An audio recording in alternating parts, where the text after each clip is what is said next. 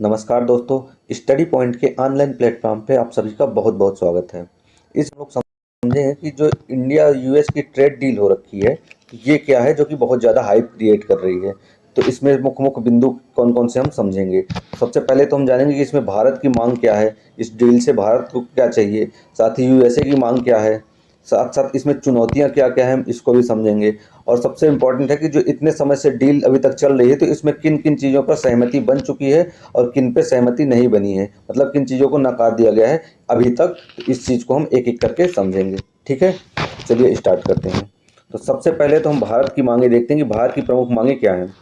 तो भारत की मांग है कि आईटी और सर्विस सेक्टर को अमेरिकी बाजार में बेहतर पहुंच दिया जाए, क्योंकि यहाँ पे जो टैरिफ लग रखे हैं जिससे भारत की कंपनियां जो हैं खासकर सर्विस सेक्टर की, तो अमेरिका में सही से ट्रेड नहीं कर पा रही हैं। तो इंसान मतलब इंडिया चाह रहा है कि यहाँ पे थोड़ी सी ढील दिया जाए जिससे यहाँ पे पहुंच सुनिश्चित हो सके। दूसरा है H1B वीज़ा नियमों में ढील चाहता है इंडिया। इसका रीजन H1B वीज़ा क्या है, तो इसमें क्या है कि जो अमेरिकी कंपनियां हैं वहाँ पे जो विदेशी पेशेवर होते हैं, खासकर जो इंडिया के परिप्रेक्ष्य में देखें तो इंडियन पेशेवर हैं, तो वहाँ पे जाके काम करते हैं और अर्न कर सकते हैं।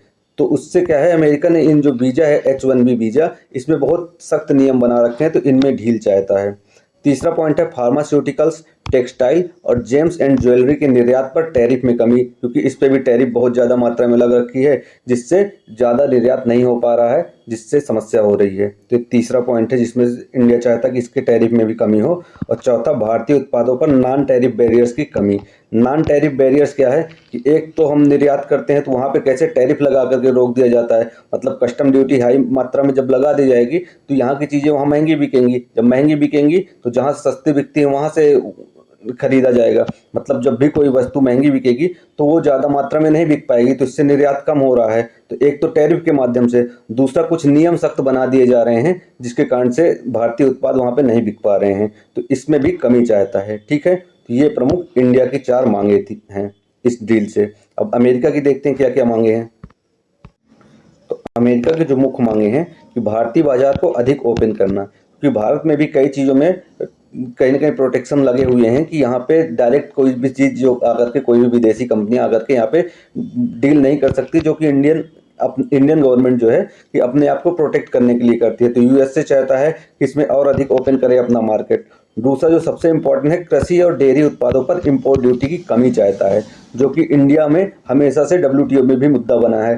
तो इंडिया का पक्ष हमेशा ये रहा है कि हम जो एग्रीकल्चर और डेयरी प्रोडक्ट हैं हम इस पे इसलिए इंपोर्ट ड्यूटी लगा रखे हैं क्योंकि हम अपने किसानों को प्रोटेक्ट करना चाहते हैं। तो इंडिया का जो मुद्दा रहा है कि हमारे किसान कैसे हैं, बहुत छोटे हैं, जो कि स्मॉल और मार्जिनल किसान हैं, और साथ साथ वो कम्पीट भी नहीं कर सकते अभी इतना ज़्यादा दुनिया से। तो इसलिए हम इनको प्रोटेक्ट करने के लिए इस पे इंपोर्ट ड्यूटी लगा रखे हैं। जबकि दूसरे देशों का आरोप यही रहा है कि इंडिया इंपोर्ट ड्यूटी लगाता है और एग्रीकल्चर सेक्टर को अपना बचाए हुआ है। और इसमें इंडिया इसलिए भी बचा हुआ कि अगर एक बार हम इंपोर्ट ड्यूटी हटा देंगे तो इससे जो विदेशी कंपनियां हैं या खासकर जो विदेशी व्यापार है एग्रीकल्चर को लेकर के, तो इन लोगों के यहाँ प्रोडक्शन ज़्यादा होता है क्योंकि टेक्नोलॉजी ज़्यादा यूज हो रही है। तो अगर वो इंडिया पे एक बार कैप्चर कर लेंगे मार्केट, तो यहाँ के किसान जो हैं खेती करना भी बंद कर सकते हैं, जिससे हम पूरी तरह से डिपेंड हो जाएंगे खाद्य वस्तुओं के लिए भी दूसरे देशों में। तो जैसे श्रीलंका जैसे हालात इंडिया में भी हो सकते हैं, तो इसलिए इंडिया इंपोर्ट ड्यूटी लगाया हुआ है। अमेरिका की मांग है इसको कम करे।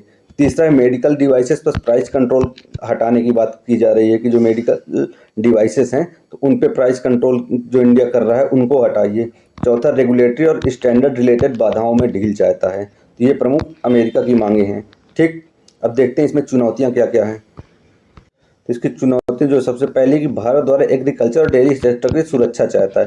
तो ये तो हमने अभी डिस्कस किया कि इंडिया क्यों सुरक्षा चाहता है, क्योंकि अगर एक बार विदेशी मार्केट से मतलब विदेशी कंपनियां खासकर जो एग्रीकल्चर से संबंधित हैं अगर वो इंडिया में प्रवेश कर गई तो उनकी एक्चुअली मार्केट क्या है, वहाँ टेक्नोलॉजी ज़्यादा यूज हो रहा है, जिससे वो इंडिया पे सस्ता बेच पाएंगे एग्रीकल्चर प्रोडक्ट। तो वो एक बार मार्केट कंट्रोल करेंगे तो यहाँ पे समस्याएं पैदा हो जा सकती हैं, जो कि सबसे प्रमुख मुद्दा है खाद्य सुरक्षा का। दूसरा पॉइंट क्या है कि अमेरिका की हाई टैरिफ और मार्केट एक्सेस से जुड़ी आपत्तियां भी हो रही हैं। तीसरा समस्या है वीजा नियम और डाटा लोकेशन पर मतभेद बने हुए हैं, ये चुनौती है। चौथा, आईपीआर और सब्सिडीज जैसे मुद्दों पर असहमति है। आईपीआर क्या है, इंटेलेक्चुअल प्रॉपर्टी राइट, यानी बौद्धिक संपदा अधिकार, यानी कुछ जो वस्तुएं हैं जिनका प्रोडक्शन तो हम कई बार किसी देश में होता है बड़ी मात्रा में हो रहा है उसका मतलब जो पहल भी है तो वही देश करता है। जैसे इंडिया जैसे देश हैं जो कई प्रोडक्ट ऐसे हैं कि यहीं पे निर्यात हो रहे हैं, यहीं मतलब बन रहे हैं, लेकिन उसके बावजूद भी जो दूसरे संपन्न देश हैं तो उस पर आईपीआर ले लेते हैं, मतलब इस पे अपना अधिकार दिखाते हैं और उसका आईपीआर लेते हैं, जिससे इंडिया को उस चीज़ का प्रोडक्शन बंद करना पड़ता है। तो इससे रिलेटेड कई सारे मुद्दे हैं जिन पे असहमति बनी हुई है। तो ये प्रमुख चुनौतियाँ हो गई। अब हम देखते हैं कि कौन कौन से मुद्दे हैं, मतलब अभी तक जो ये डील हुआ है तो इसमें किन किन चीज़ों पर सहमति बन पाई है और किन पे नहीं बन पाई है। तो सबसे पहले देखते हैं किन किन चीज़ों पे सहमति बनी है। जो कोई फुल एफटीए यानी फ्री ट्रेड एग्रीमेंट है तो ये नहीं हुआ है, लेकिन ट्रेड टॉक्स जारी हैं। उसमें भारत और संयुक्त राज्य अमेरिका ने ट्रेड पॉलिसी फोरम को दोबारा सक्रिय किया है। ट्रेड पॉलिसी फोरम क्या है कि जो जिसमें एक साथ बैठ के दोनों अपनी अपनी पॉलिसी डिस्कस कर सके, तो इसको दोबारा एक्टिव कर दिया गया है। स्टील और एल्यूमिनियम जैसे कुछ ट्रेड डिस्प्यूट चल रहे थे तो इसको सुलझा लिया गया है। तीसरा पॉइंट है कुछ डब्ल्यूटीओ डिस्प्यूट जो चल रहे थे खासकर एग्रीकल्चर को लेकर के, इसमें आपसी सहमति से कुछ डिस्प्यूट्स को वापस लिया गया है। चौथा क्या है, सेक्टर वाइज कोऑपरेशन हुआ है। कौन कौन से सेक्टर में, तो सेमीकंडक्टर और क्रिटिकल टेक्नोलॉजी में इंडिया और यूएसए मिलकर काम करेंगे, यूएसए एंड इंडिया मिलकर काम करेंगे इस पे, तो यहाँ पे सहमति बनी है। दूसरा डिफेंस ट्रेड और प्रोडक्शन पे भी सहमति बनी है कि जो रक्षा व्यापार होगा और जो उत्पादन होगा तो उसमें मिल करके कार्य किया जाएगा, मतलब इसमें सहमति बनी है। तीसरा क्लीन एनर्जी के क्षेत्र में कार्य करने पर सहमति बनी है। चौथा सप्लाई चेन मैनेजमेंट जो होता है, सप्लाई चेन रिलीजियंस, तो इस पर सहमति बन गई है, मतलब जो भी हमारे खासकर जो साधन है जो वस्तुओं को निर्यात करने के, तो उस पर कुछ सहमति बनी है। आखिरी पॉइंट है कि इन्वेस्टमेंट, स्टार्टअप और इनोवेशन पर भी सहयोग के लिए आपस में वादे किए गए हैं। और सबसे इम्पोर्टेंट पॉइंट है जो कि याद रखिए कि 2030 तक 500 बिलियन ट्रेड टारगेट पर सहमति बनी है दोनों की, ये इम्पोर्टेंट पॉइंट है। ठीक, तो ये तो हमने समझा कि किन किन चीज़ों पर सहमति बनी है, जो अभी तक इतने लंबे समय से डील चल रही है तो इसमें किन किन चीज़ों पर सहमति बनी है ये हम देख लिए। अब हम देखते हैं कौन कौन सी चीज़ों पर सहमति नहीं बन पाई है।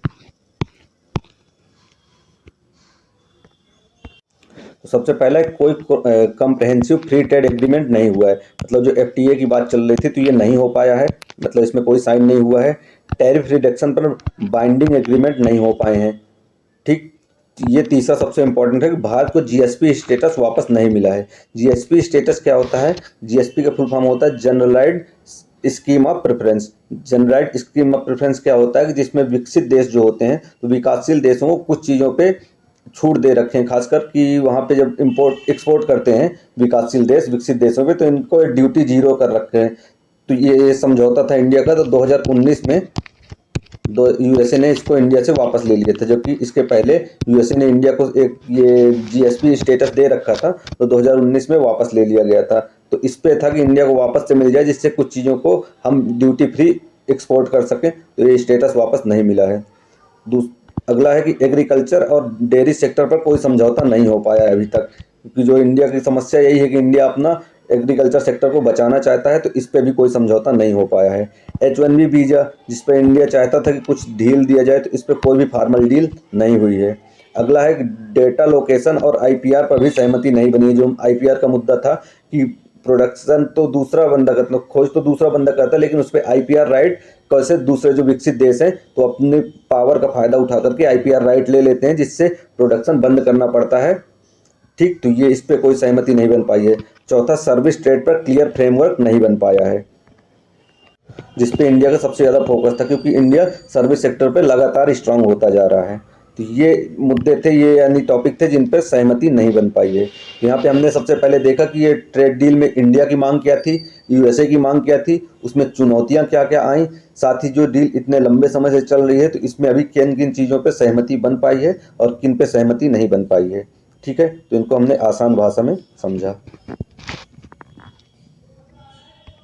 उम्मीद है आप लोगों को समझ में आया होगा, और इसी तरह के मुद्दों को जानने के लिए और साथ ही हिस्ट्री का डिटेल्ड वीडियो हमारे चैनल पे उपलब्ध हैं, तो आप वहां पे जाकर के देख सकते हैं और हमारे चैनल को सब्सक्राइब करिए। धन्यवाद।